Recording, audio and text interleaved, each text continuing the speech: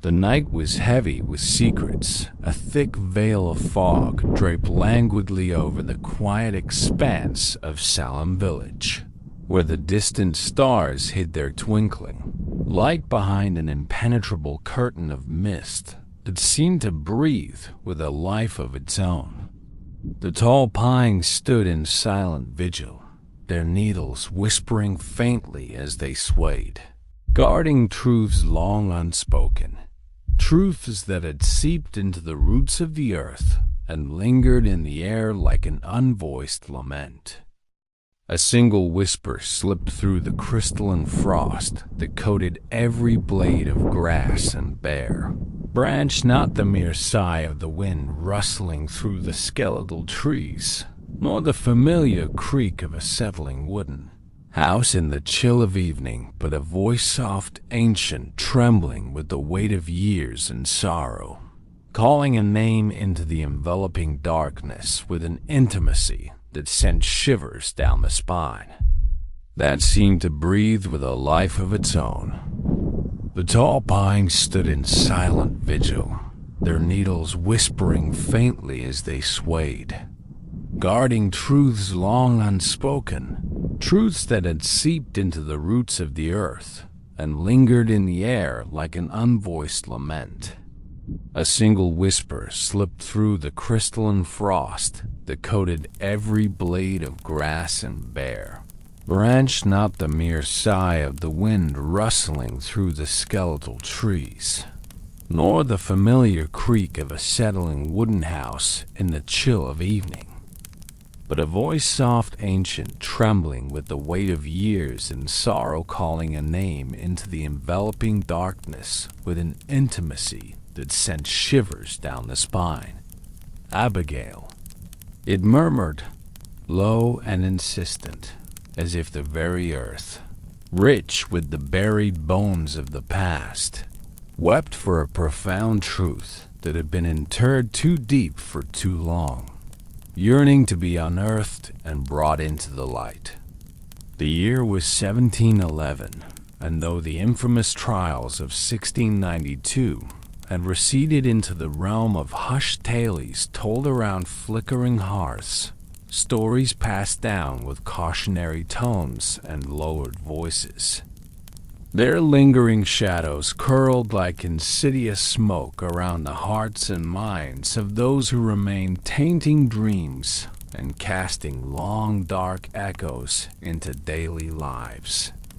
In that suspended moment under a sky that felt too heavy and oppressive to allow for easy breath, a young woman stood alone in the midst of it, all her breath forming fleeting mists that danced briefly in the cold air before vanishing into the void, listening intently to a call that promised to unravel the tangled threads of the past and weave them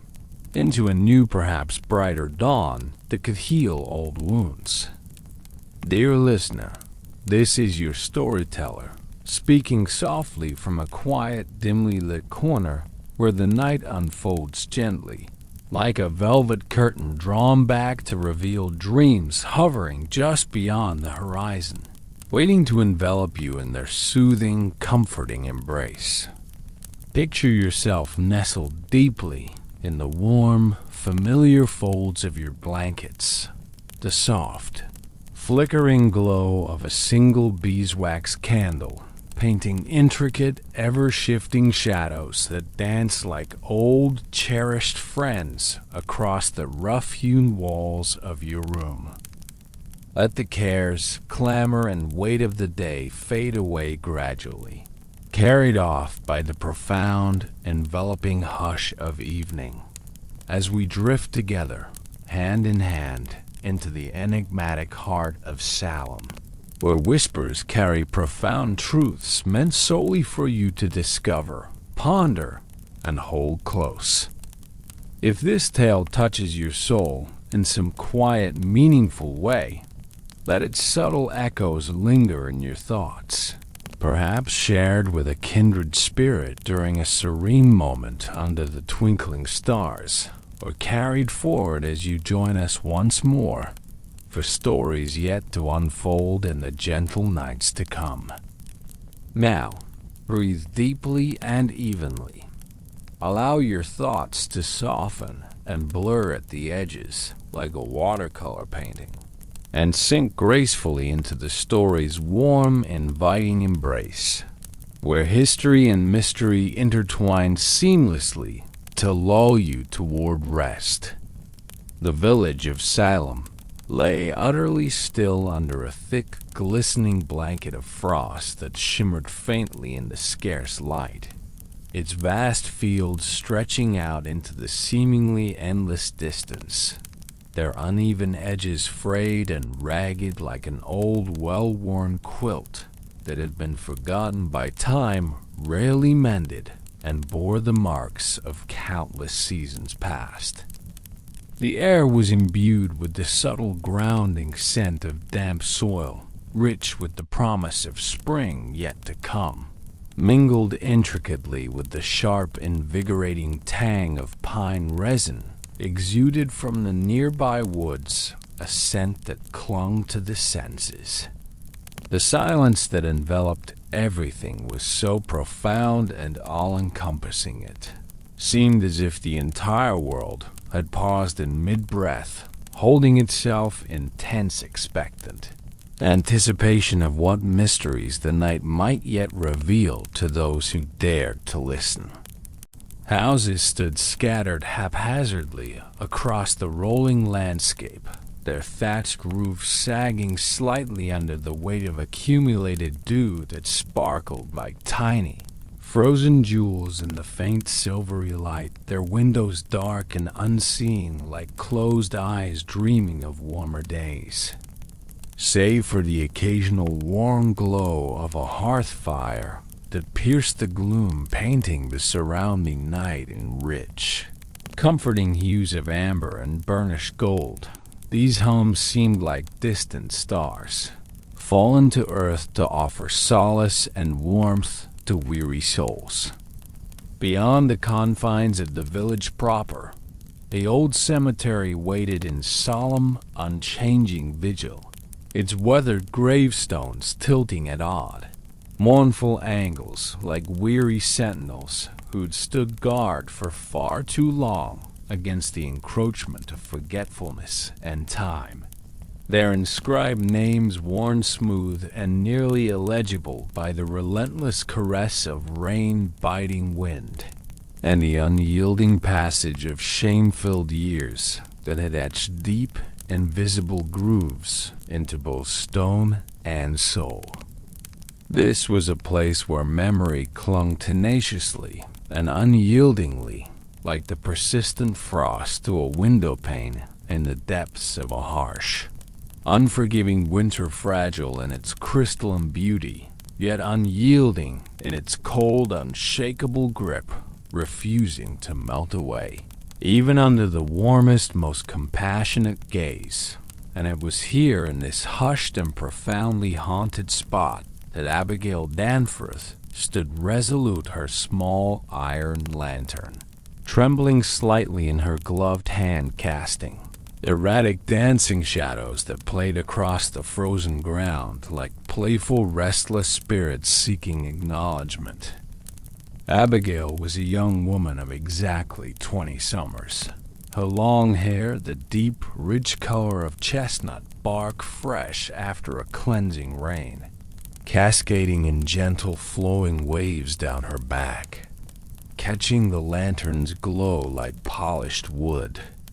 Her eyes were bright and piercing with a natural, unquenchable curiosity that burned steadily despite the heavy, oppressive weight of her family's shadowed and tragic past that she carried like an invisible, ever-present mantle. Her grandmother, the venerable and deeply respected Rebecca Nurse, had been unjustly accused, tried in a mockery of justice, and hanged as a witch during the chaotic, fear-ridden days of 1692, her good name only recently cleared and restored by the Massachusetts General Courts Act of 1703. a belated and somewhat hollow gesture of justice that offered a meager sum of £578 in reparations to the afflicted families, but could never hope to erase or mend the deep, jagged scars etched indelibly into their collective souls. Scars that throbbed with remembered pain and loss. Abigail had grown up completely enveloped in the quiet, lingering echoes of those harrowing times, with stories passed down meticulously by her mother in the soft,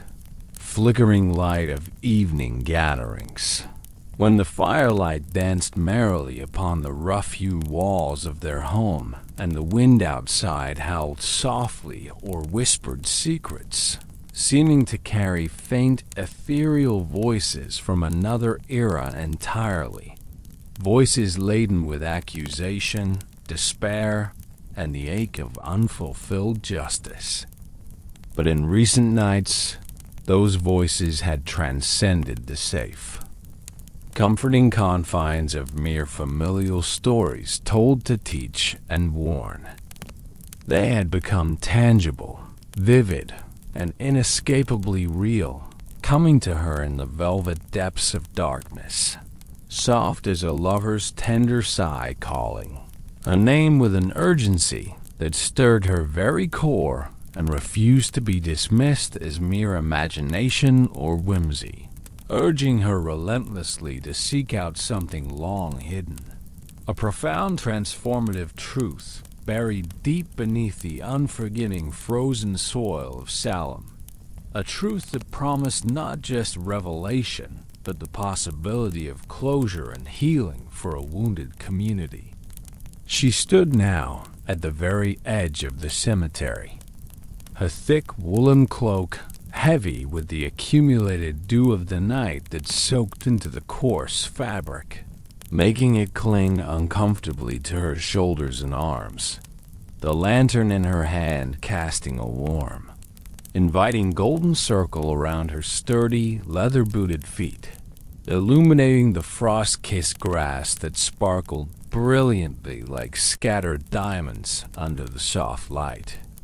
The fog was thick and ethereal, swirling around her legs, waist, and shoulders like a living, breathing entity with a will of its own,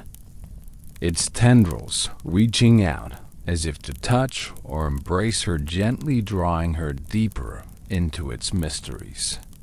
The air was sharp and biting with the crisp bracing, promise of an impending winter that would soon blanket the land in a quilt of white, biting at her exposed cheeks and nose, turning every exhalation into visible clouds that hung briefly in the still heavy air before dissipating slowly into the vast, empty void of the night. Before her, a single solitary gravestone captured the lantern's gentle, wavering light, its weathered surface etched with words that time had softened but not entirely erased, standing as a quiet, enduring testament to a life unjustly taken. Rebecca Nurse, 1692. Blessed are the pure in heart. Abigail knelt slowly and deliberately, her knees pressing into the cold, unyielding earth that seeped chill through her thick skirts, her fingers cold, despite the protection of her woolen gloves, tracing the carved letters with a reverence born of deep,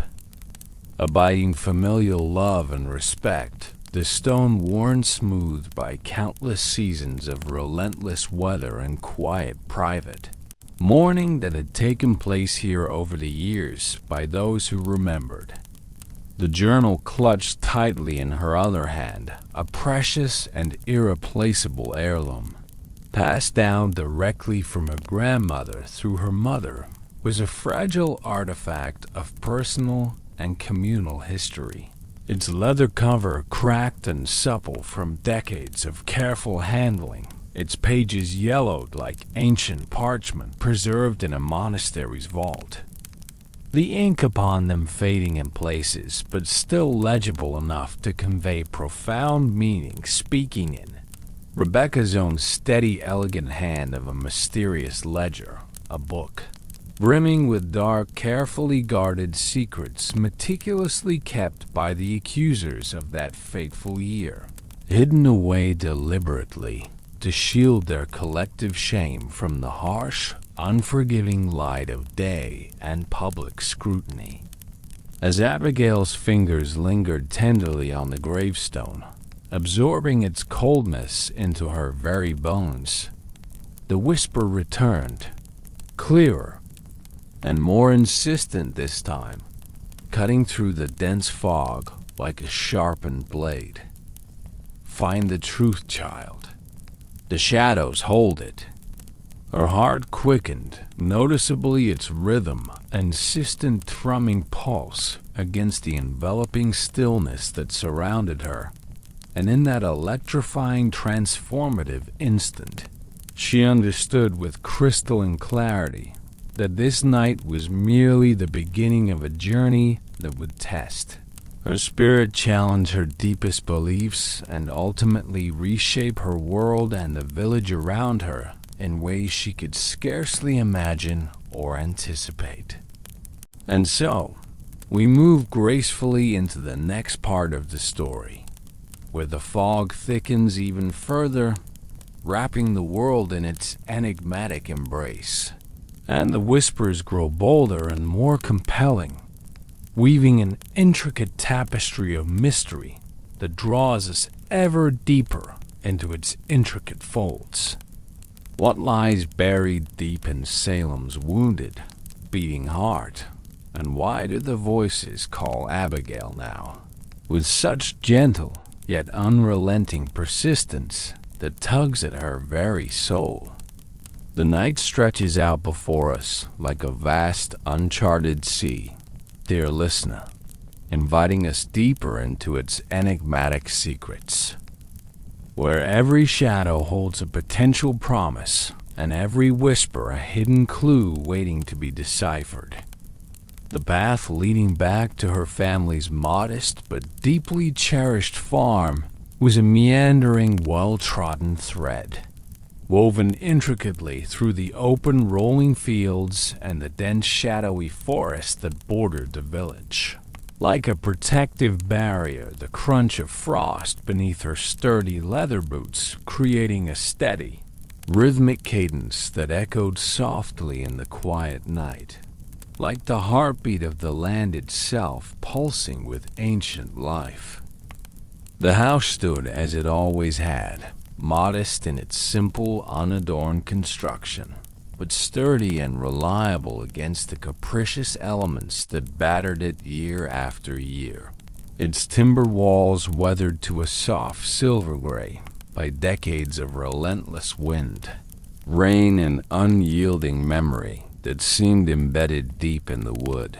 The chimney puffing gentle, aromatic plumes of smoke that curled lazily into the starless, inky sky, carrying the comforting scent of burning oak and hickory. Inside, the air was thick and comforting with the warmth of burning logs crackling merrily in the stone hearth, mingled with the homely mouth-watering aroma of freshly baked rye, bread cooling on the windowsill, its crust golden and crisp, and the faint soothing herbal scent of dried lavender and rosemary bundles,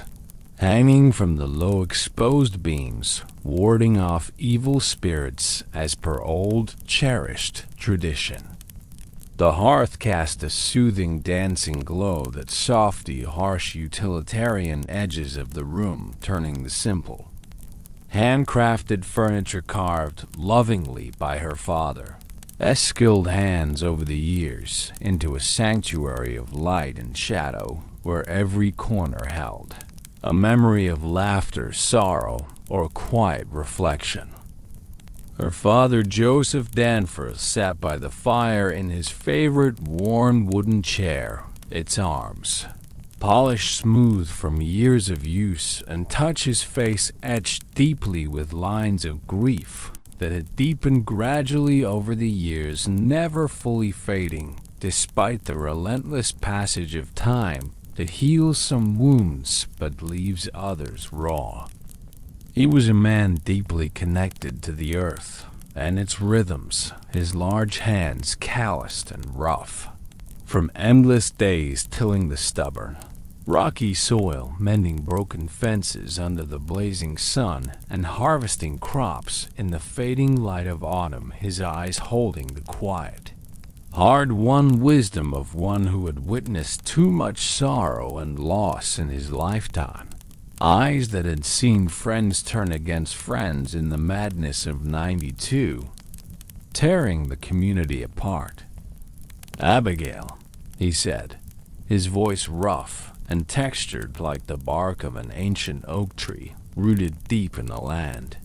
carrying the weight of unspoken burdens and warnings born of experience. "Leave the past where it lies, buried deep and forgotten in the ground like seeds that never sprout. Digging up old ghosts brings nothing but sorrow,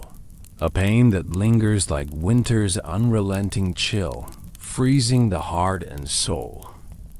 But Abigail, with the fiery, unquenchable spirit of youth and the inexorable pull of destiny coursing through her veins like a river, could not let it rest so easily or dismiss the calls that haunted her. The whispers were not mere figments of an overactive imagination or tricks played by the wind through the trees. They were a compelling, undeniable call. She could no longer ignore or rationalize away a silken thread pulling her inexorably toward a truth that held the potential to heal the festering open wounds her family had carried for so long, wounds that had shaped their lives in ways both visible and profoundly invisible, influencing every decision, every emotion, every quiet moment. She settled comfortably by the hearth, feeling the warmth seep into her chilled bones and soothe her tired limbs, the journal open upon her lap like a sacred text from a bygone era, its pages whispering faintly as she turned them with careful, reverent fingers, the firelight dancing across the faded words like playful spirits, bringing them to life in the glow. The script revealed intricate, poignant fragments of her grandmother's innermost thoughts and observations, detailed, vivid descriptions of a hidden cellar beneath the old meeting house where records were kept in secrecy, allusions to a sacred relic of immense spiritual power said to radiate light and a solemn, heartfelt promise of redemption for those who dared to seek it out despite the manifold dangers and uncertainties. As Abigail read, slowly savoring each word, her mind wandered reflectively to Samuel Wardwell, a steadfast and loyal friend whose own family bore the indelible, painful scars of that tragic era, scars that mirrored her own in their depth and persistence. Samuel's great-uncle had been among the unfortunate souls executed in 1692, his fertile, productive lands,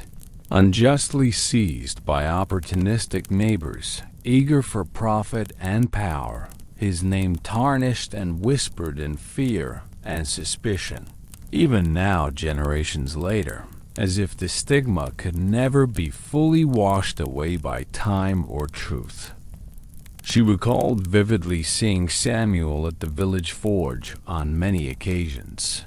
his broad, muscular shoulders bent over the glowing, red-hot embers as he hammered raw iron into useful shapes with rhythmic, practiced precision, his eyes reflecting a quiet, unyielding strength that mirrored the resilient, tempered metal he worked with such skill, a strength born from adversity and tempered by loss. He had confided in her once during a rare and intimate moment of vulnerability, shared under a starry, expansive sky that he too had heard, the mysterious haunting whispers echoing strangely in the intense, roaring heat of the forge, where the rhythmic clang of hammer on anvil seemed to resonate with the distant, anguished cries of the lost and the innocent who had been silenced unjustly. Together in that shared understanding and mutual resolve, they had vowed solemnly to heed the whispers, persistent compelling call to unearth the elusive ledger and unravel the tangled, complicated web of secrets it undoubtedly held, hoping against hope to bring a piercing, cleansing light to the pervasive darkness that had shrouded Salem for far too long, a darkness that affected every soul in the village, whether they acknowledged it or not. The snow melted gradually and unevenly under the tentative, warming touch of a reluctant sun that peeked cautiously through heavy clouds, but the cold remained stubbornly, a persistent chill that seeped deep into bones and stirred old memories alike,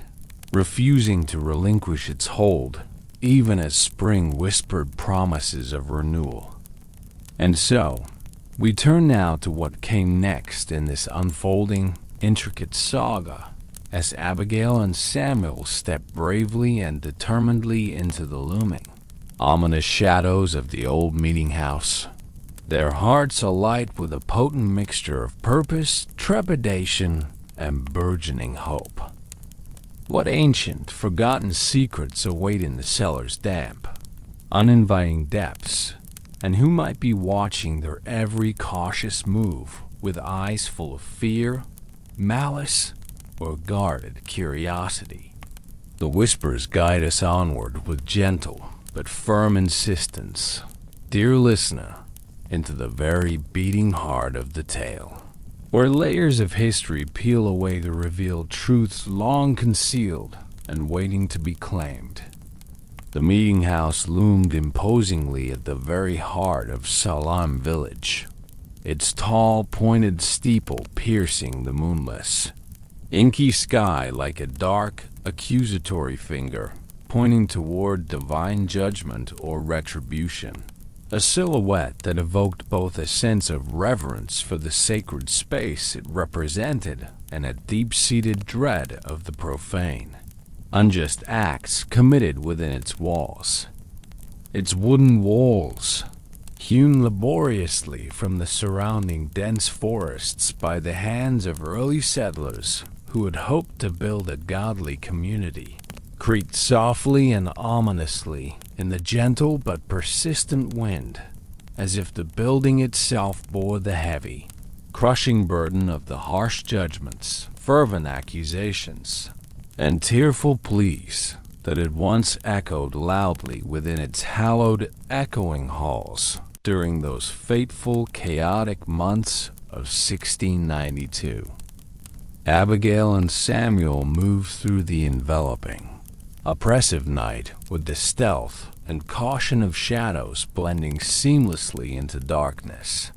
their steps light and deliberate on the frozen, crunchy earth that betrayed no sound under their careful tread, their lanterns casting trembling, uncertain pools of light that flickered like hesitant flames in a gathering storm, illuminating small patches of ground strewn with fallen leaves.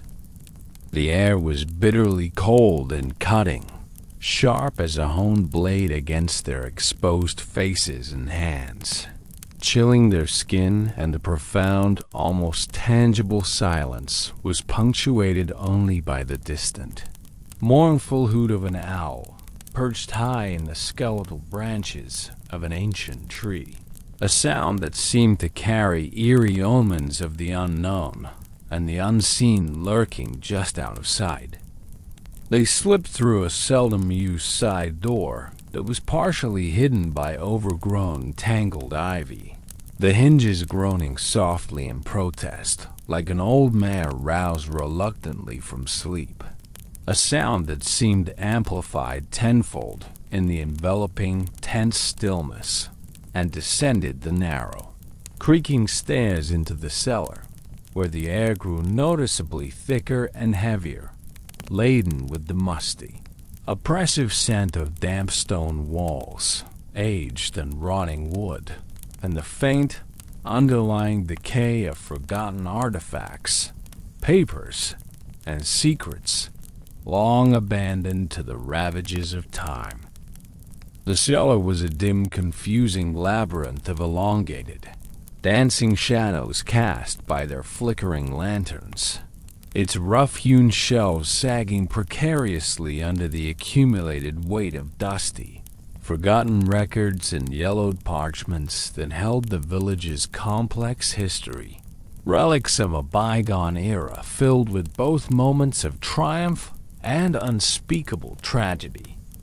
Cobwebs draped the corners like delicate, ghostly veils spun by invisible spiders, swaying slightly in the draft, and the floor was slick and treacherous with condensed moisture seeping from the earth above, making every step a careful, deliberate one to avoid slipping. Abigail's lantern flickered erratically, casting long, wavering shadows that danced across the uneven, moss-covered walls like restless specters seeking release from their earthly tethers, yearning for acknowledgement. Samuel's breath formed soft, ephemeral mists in the chill, damp air, his hands remaining steady and assured as he methodically searched the cluttered, disorganized shelves with the focus of a craftsman, his blacksmith strength a quiet,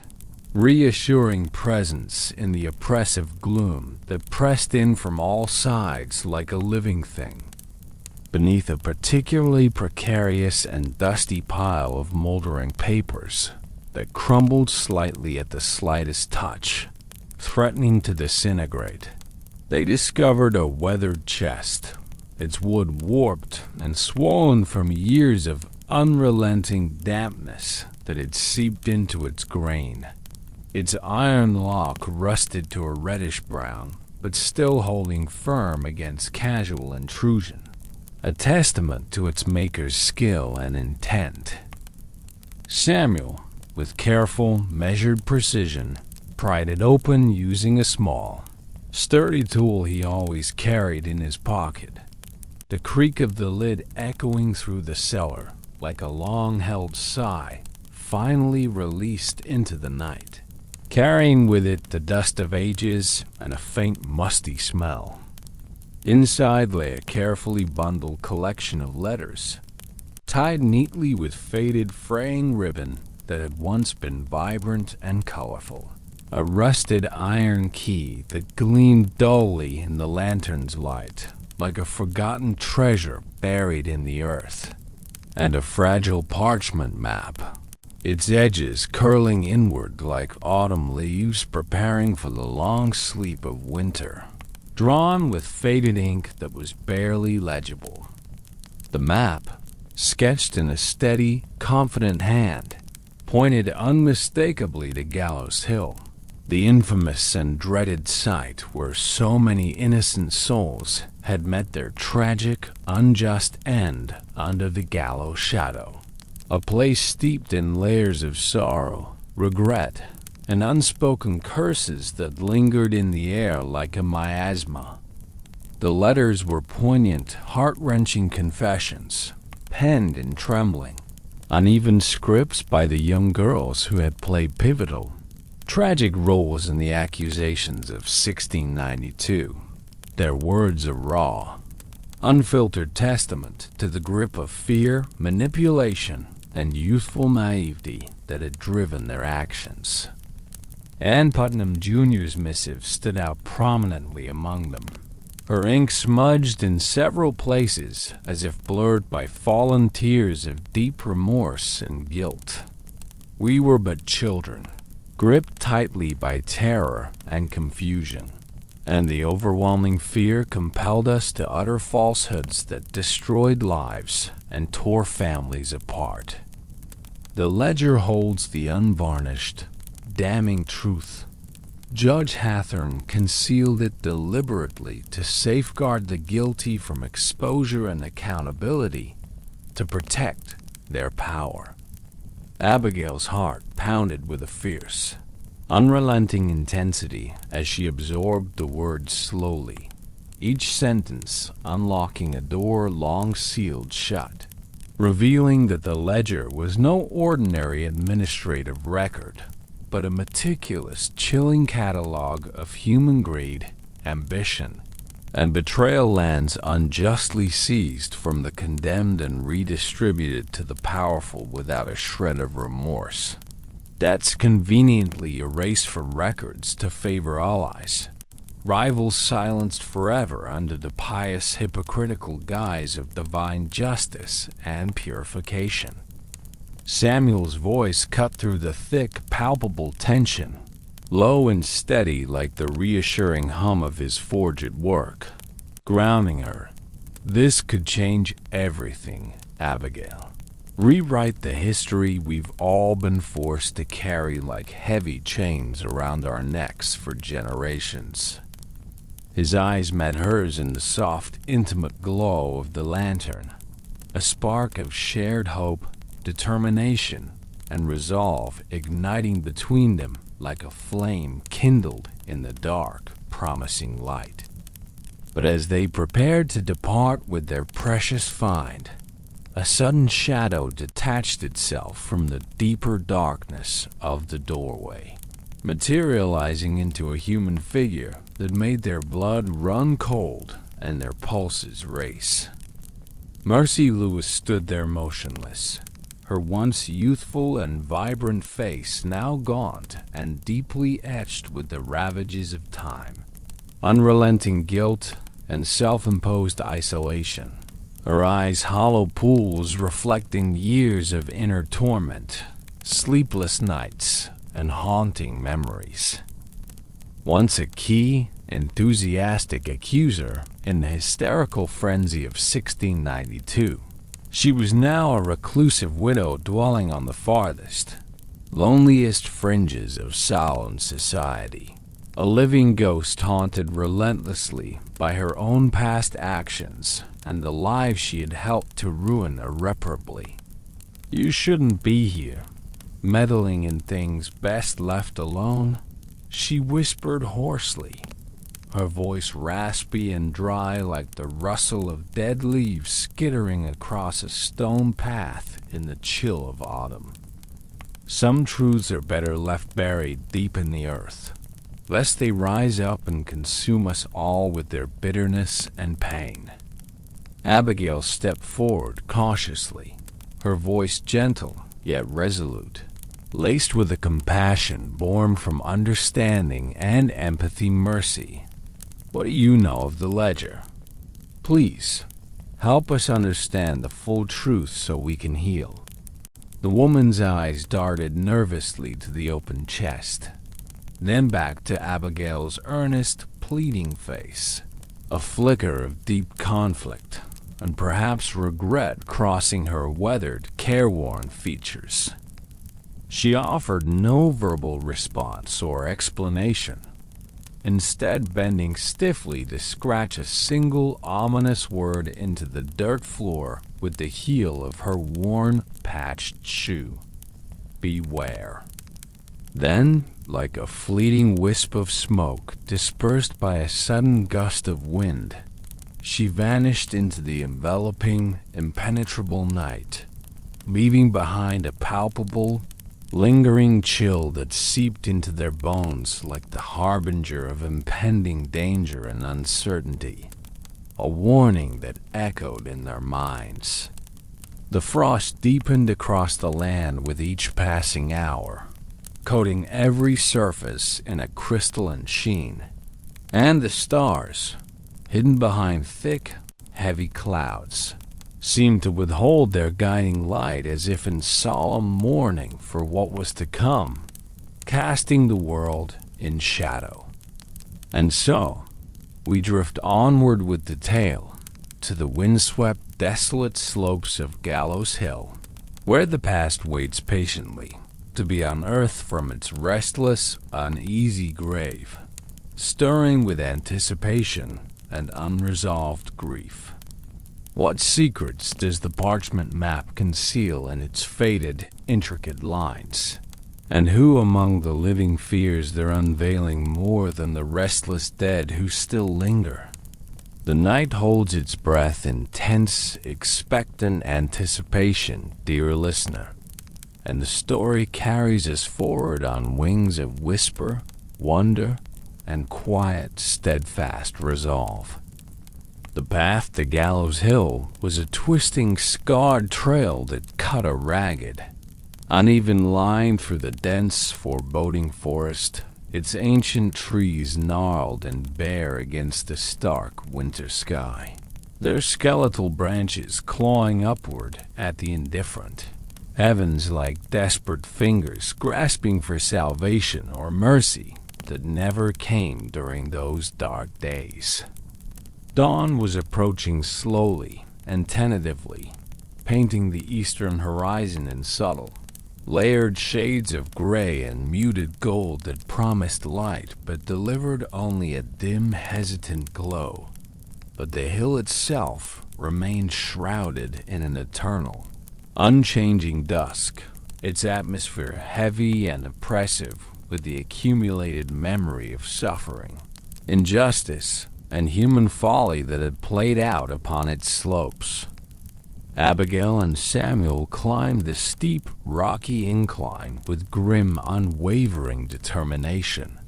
their boots sinking slightly into the frost-kissed earth that crumbled underfoot like brittle bones, the whispers now swelling into a harmonious, haunting chorus, weaving seamlessly through the gusting wind that tugged at their clothes and hair with invisible fingers. The voices spoke no coherent sentences or commands, only repeating names with reverence and sorrow. Rebecca, Martha, John, echoes of those who had faced the gallows with quiet, steadfast dignity in the face of overwhelming hysteria, their spirits seemingly lingering in the ether, unwilling to fully depart until justice was served and truth acknowledged. At the hill's barren, windswept crest, where the soil was scarred, rocky, and devoid of any life or vegetation, they located the flat stone indicated on the map, smooth as a forgotten altar worn down by time, weather, and perhaps the silent footsteps of mourners who had come in secret to grieve. Abigail knelt once more on the cold, unforgiving ground, her hands growing raw, numb, and dirt-streaked as she dug into the unyielding earth with a small, sturdy tool, which yielded its secrets reluctantly, clod by frozen clod, as if the ground itself was reluctant to give up what it had held so tightly for so long. Beneath the stone lay a sealed box, its leather cover cracked, brittle, and aged yet remarkably intact, a testament to the careful craftsmanship and the profound importance placed on its contents by those who hid it. Inside rested the ledger, a thick, weighty tome bound in aged, darkened hide, its pages brimming with meticulously recorded secrets that lay bare the underbelly of the trials in stark, unflinching detail. Names, dates, and transactions were listed in precise, unforgiving scriptlands expropriated from the accused and redistributed to the powerful without a shred of remorse. Payments discreetly made to compliant magistrates who turned a blind eye to injustice. Accusations fabricated from personal grudges, envy, and ambitions that had nothing to do with witchcraft or divine will. Judge Hathorne's elegant looping signature appeared repeatedly throughout, a recurring thread that wove the trials into a fabric of calculated greed, manipulation, and betrayal rather than mere superstitious fear. revealing a chilling conspiracy of profit and power. But the ledger held even greater depths and surprises. A final page, inscribed in Rebecca Nurse's own steady, composed hand, detailed a sacred relic, a silver cross, blessed by a courageous dissenting minister who had dared to oppose the trials publicly, risking his own life, hidden away deliberately to safeguard it from those who had perverted faith into a tool of power, control, and destruction. The whispers intensified dramatically, urging Abigail with gentle but firm insistence to locate this cross, to harness its symbolic light and illuminate the town still ensnared in shadows of doubt, remorse, and unspoken guilt that weighed heavily on every heart. Before they could secure their precious find and retreat down the hill, the sound of approaching footsteps crunched ominously on the frost-covered ground,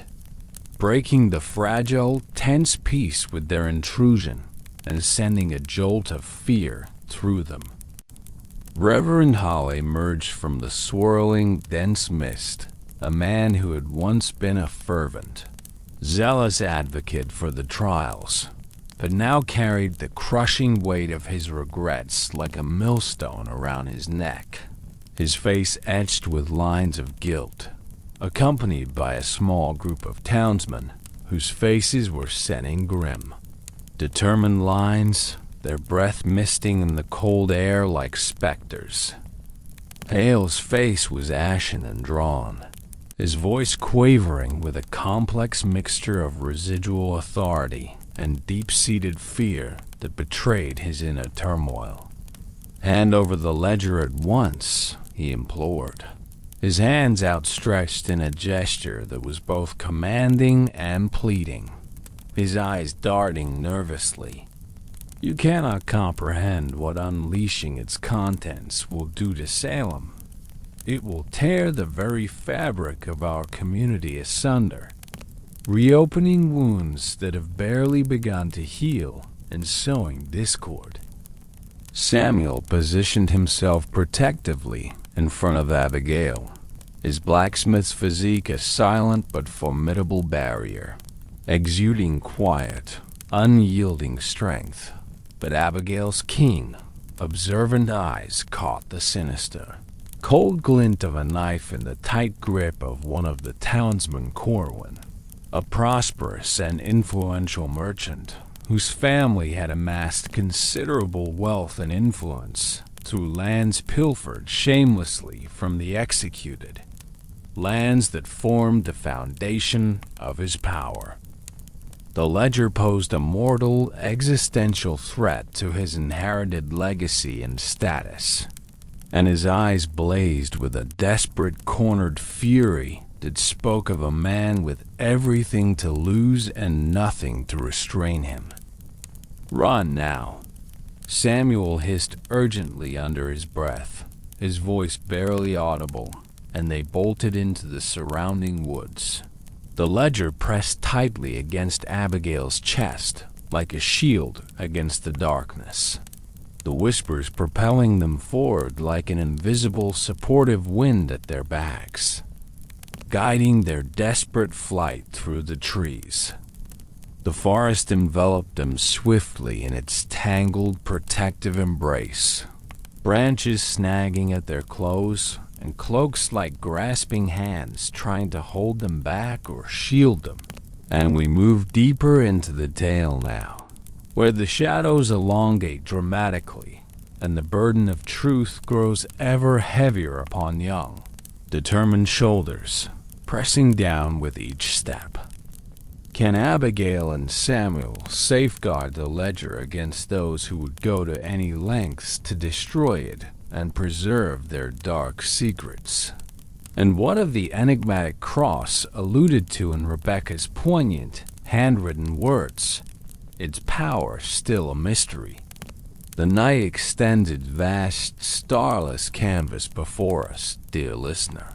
inviting us to follow the path illuminated by faint, flickering hope amid the encroaching darkness.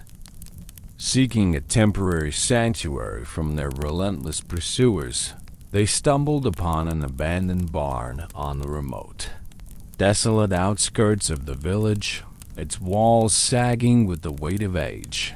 neglect, and the elements, its interior thick with the musty, nostalgic scent of old hay, dust, and the passage of forgotten seasons that had left their indelible mark on every surface.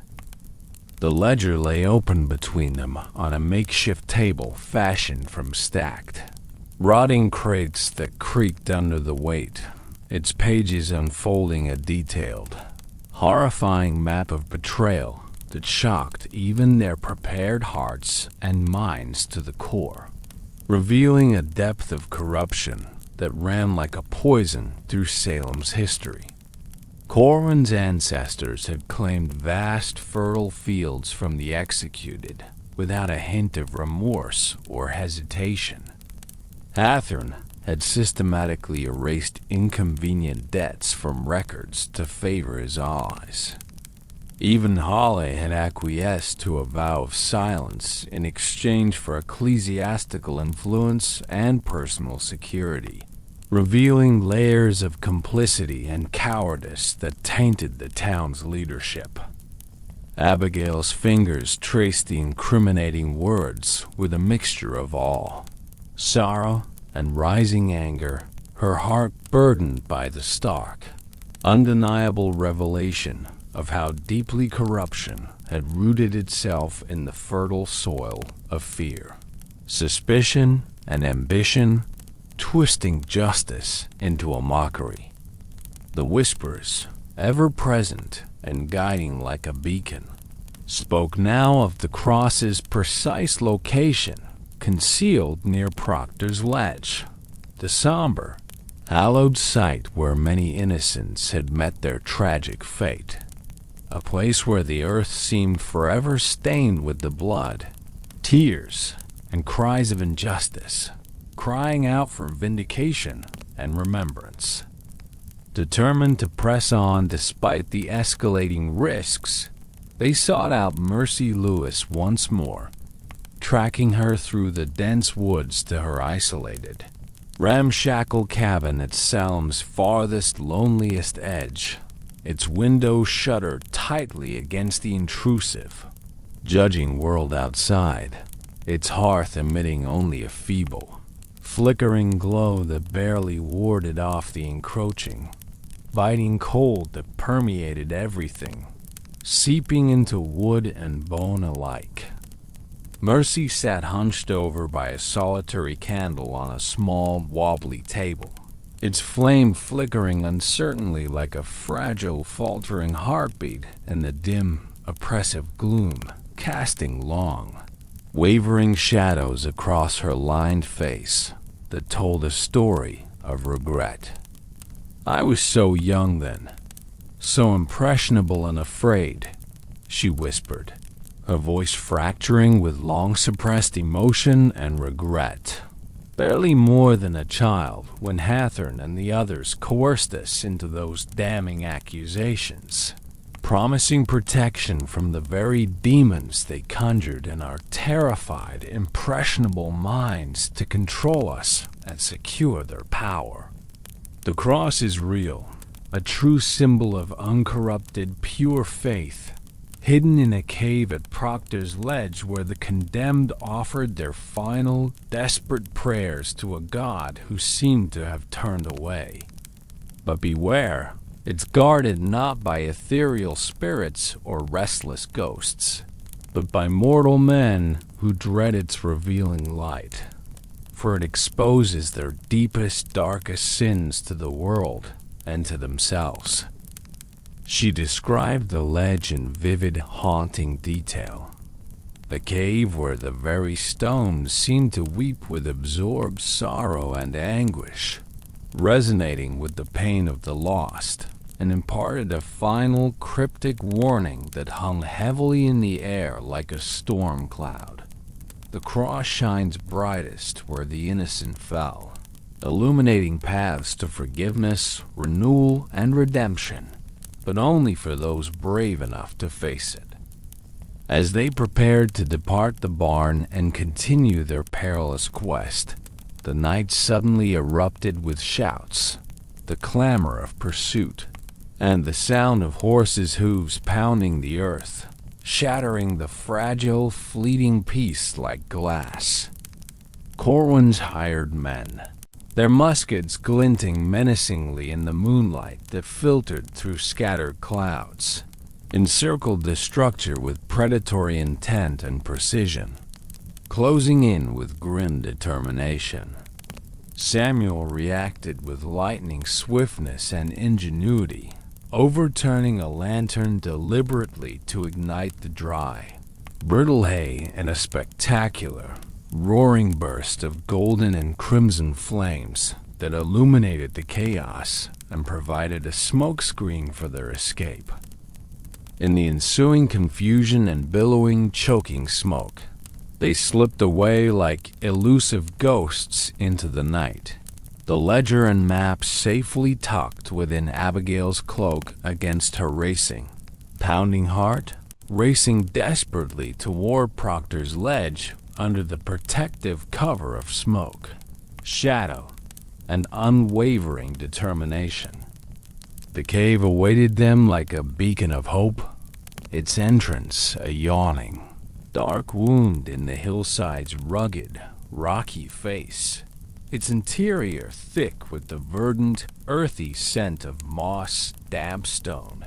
and the poignant undercurrent of ancient, unresolved sorrow that clung to the air like a shroud. Guided unerringly and precisely by the intensifying, urgent whispers,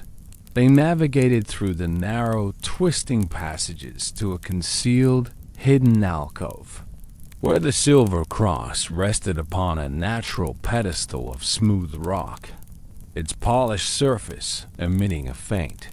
ethereal glow as if infused with the light of distant, heavenly stars that had witnessed all. Abigail's hand extended tentatively toward it, her heart thundering wildly in her chest like a drum calling to battle. But a menacing shadow materialized suddenly from the depths. Corwin himself, his knife drawn and gleaming with cold, deadly intent, his face twisted in a grotesque mask of desperate, unbridled rage, ready to strike and end their quest. The air within the cave grows still and charged with electric, almost palpable tension, and we drift deeper into the story's pulsating, vibrant core, where the radiant light of truth confronts the oppressive, suffocating shadow of fear head-on in a climactic, heart-pounding clash. What divine or earthly power does this cross truly hold in its simple silver form? And will it prove the salvation or the undoing of those who have sought it with such fervor and risk? Close your eyes now, dear listener, and allow the tale to unfold vividly in your mind's eye, like a dream taking shape in the quiet, peaceful hours of night, drawing you closer to rest. In the confined, echoing space of the cave, the world narrowed dramatically to the frantic space between racing heartbeats, the air thick with palpable tension, the metallic tang of fear, and the musty, earthy scent of stone and moss. Samuel lunged forward with the raw, desperate ferocity of a protector defending his own, grappling Corwin roughly to the uneven, rocky ground in a tangle of limbs and fury, the knife clattering noisily across the stone floor with a resonant clang that echoed through the chamber like a bell tolling for justice. Abigail's fingers finally closed firmly around the cross, her grip steady despite her trembling, but not before the blade's sharp edge grazed her arm in the violent struggle. a sharp, burning sting that drew a thin line of warm blood that trickled down her sleeve. As the crimson drop fell upon the silver surface, staining it momentarily, the cross erupted in a brilliant, blinding flare of light, flooding the entire cave with an otherworldly, pure radiance that painted the rough, jagged walls in shimmering hues of gold and pristine white, banishing the clinging shadows to the farthest, darkest corners where they cowered helplessly. The whispers transformed instantaneously into a resounding, powerful chorus, clear and potent with emotion, intoning the names of the lost with deep reverence and honor. Rebecca Nurse, Martha Carrier, John Proctor, Sarah Good, Giles Corey, their voices swelling into a symphony of remembrance, vindication, and ultimate peace that filled the space with warmth. Corin reeled backward in shock, his face drained completely of color, his eyes wide with unadulterated terror, as if the illuminating glow forced him to confront the ghosts of his family's misdeeds head-on. Truths he could no longer deny, evade, or bury beneath lies. The cave's walls, now aglow with the cross's radiant light, revealed intricate, heartfelt carvings etched deeply into the stone by the trembling hands of the accused in their final, desperate moments of life, heartfelt pleas for forgiveness from a world that had forsaken them, fervent prayers for truth to eventually prevail over lies, and defiant declarations of innocence that time had preserved like sacred scriptures in a hidden sacred vault. In that transcendent, illuminating moment, Abigail comprehended the cross's true essence and profound significance. It was far more than a mere relic crafted of silver and faith. It was a beacon of enduring, unquenchable hope, a call to all who beheld its light to confront the past's darkness courageously and embark on the difficult but rewarding path to healing, reconciliation, and renewal for themselves and their community. Clutching the cross and ledger tightly to her chest, she and Samuel fled the cave with renewed vigor and purpose, the radiant light serving as their infallible guide through the tangled, confusing forest, leading them back safely to the meeting house as the first tentative rays of dawn pierced the horizon, casting a soft, golden glow,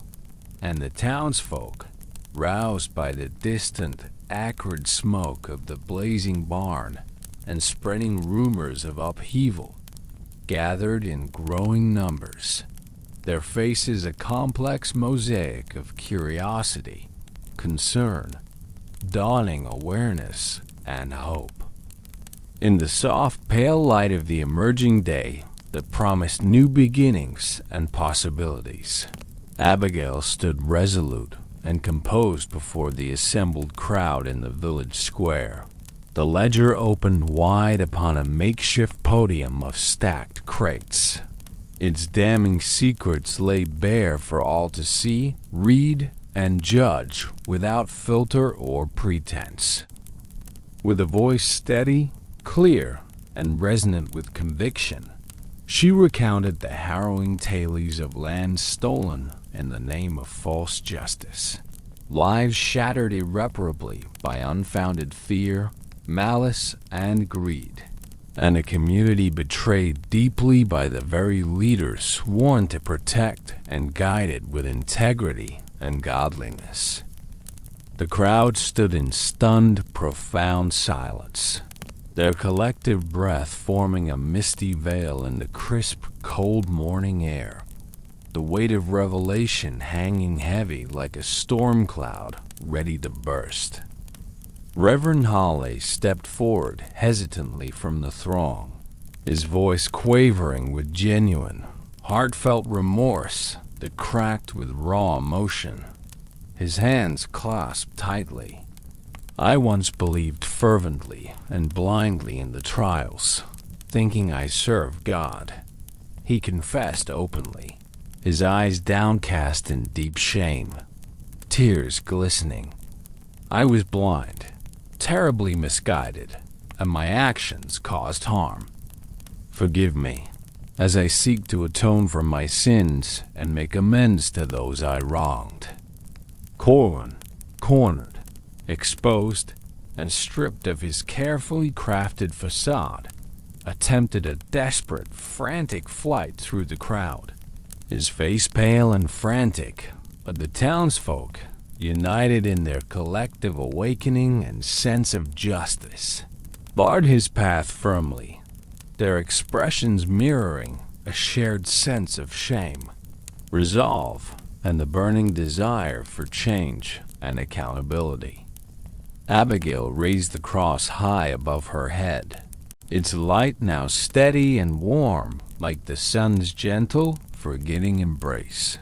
and spoke eloquently and passionately of her grandmother's enduring, unshakable hope, not for bitter, destructive vengeance that would perpetuate pain, but for a profound, communal redemption forged through unflinching truth, forgiveness, unity, and a commitment to justice. That pivotal, transformative day marked a profound and lasting change for the village of Salem, a turning point from which there was no return to the shadows of the past. The ledger and the radiant cross were enshrined with great care and reverence in a newly constructed memorial at Proctor's Ledge, a sacred, hallowed site dedicated explicitly to honoring the memory of the innocent victims: Rebecca Nurse, Martha Carrier, John Proctor,